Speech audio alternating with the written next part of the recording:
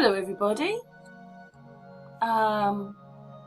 Back from my parents. It was very, very sad seeing my dad like that. I see how people die now. There was no proper contact between the nurses and my father and his doctor. And my father's been really ill, had a poisoning in his kidneys that killed him, which he now wears a stent and has a coloscopy bag. So he has another thing which he may have to wear the rest of his life, but he still goes to the toilet. That bit he does do, but it sounds horrible, doesn't it? What was happening is that my dad was probably an addict to morphine. He was taking medicine that made him go to the toilet and made him not go to the toilet. And he'd been taking this prescription which he thought he had to take 3 times a day, and the nurse said, "Oh no, you're only supposed to take that in an emergency." So by the time I left my dad, he did sound a lot better than when we arrived. When we arrived, he was being sick. He wasn't very happy. He was extremely cold, and my mum thought this was withdrawals from having all this morphine. And then when you speak to the nurse goes, "Well, it's nothing to do with us." And my dad's going, "Yeah, but when I went to hospital, they took all my medication away." And I was like, "Oh."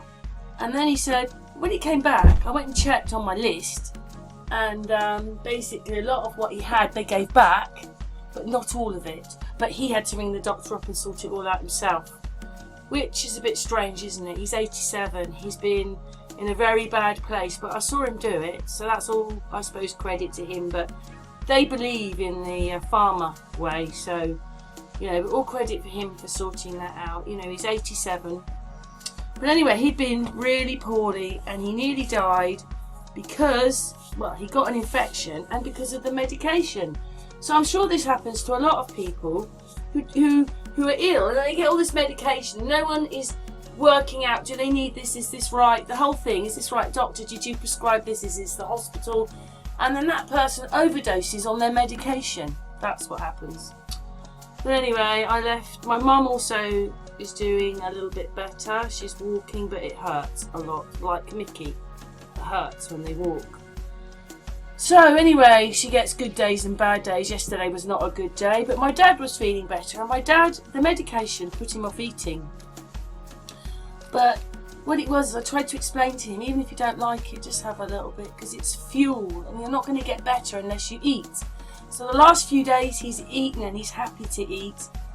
I'm not saying it's all his favourite fruit, but my mum he likes fish, so my mum's been cooking him fish and stuff, even with a broken hip, mended hip, well, she had a hip replacement.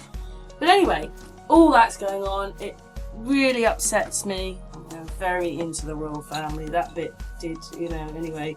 We didn't agree on that bit, but we had a weekend or a few days of loving each other, making sure that we did say we loved each other and so forth. And my dad feels maybe things could have been a little bit different that he hadn't realised, because he was just doing things his own way.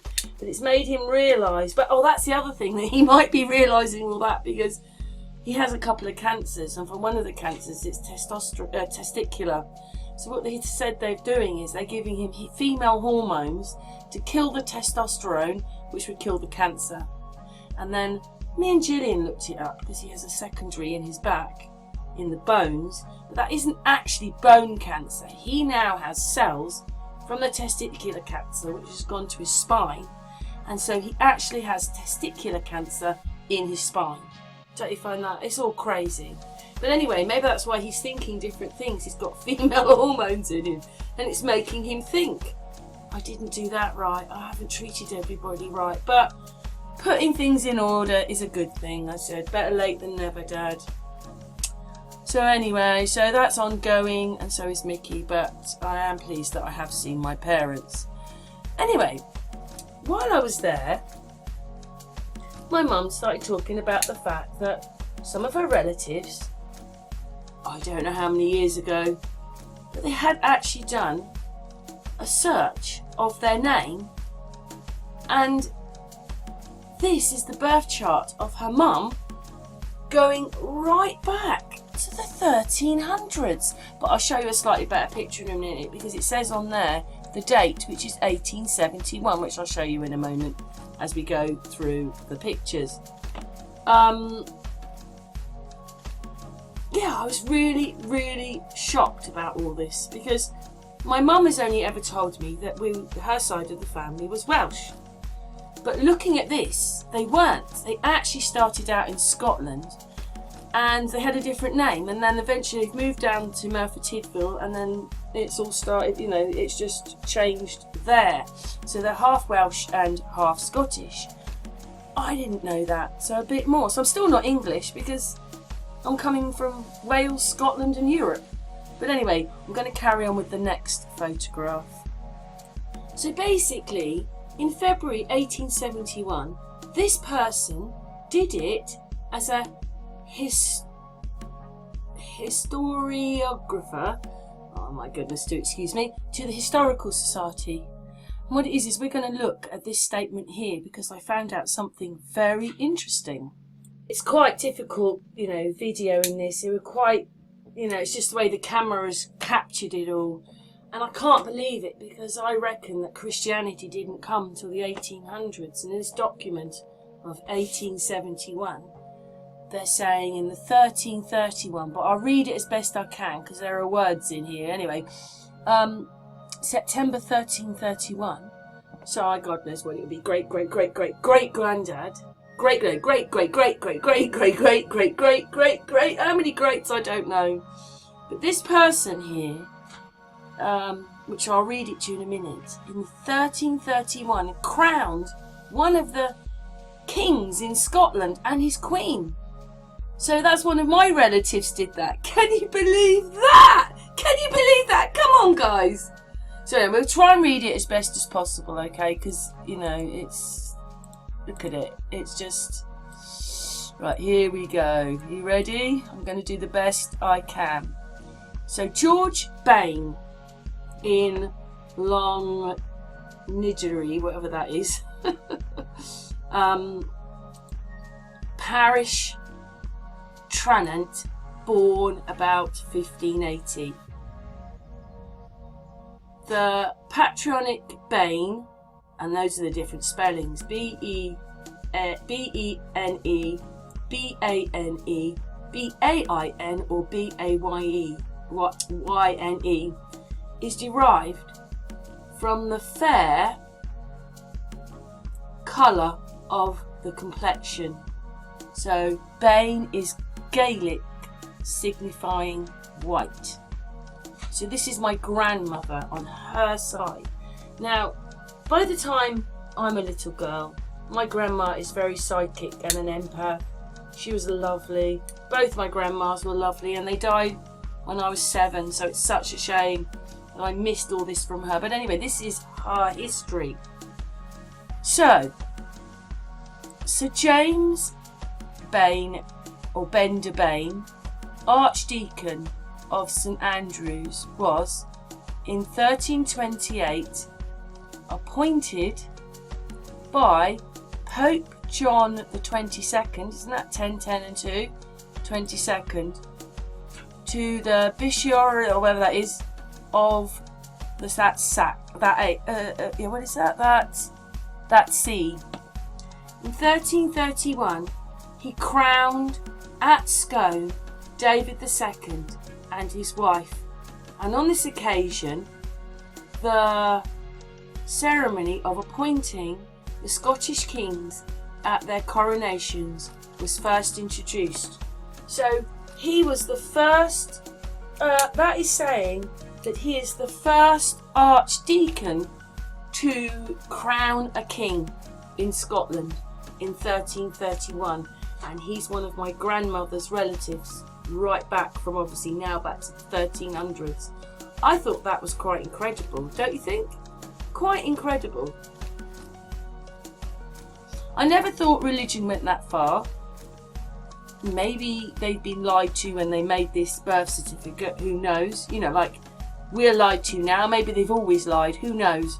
But that's what that document's saying, and it was made in 1871. Anyway, let's carry on.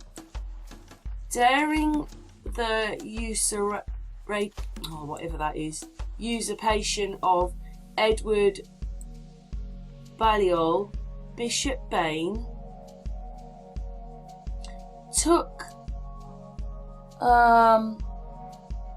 whatever that word is, I can't read that one, in Flanders, where he died on the 22nd of September 1332, after, or whatever that word is, episcopate of whatever that word is, of 4 years and 2 months.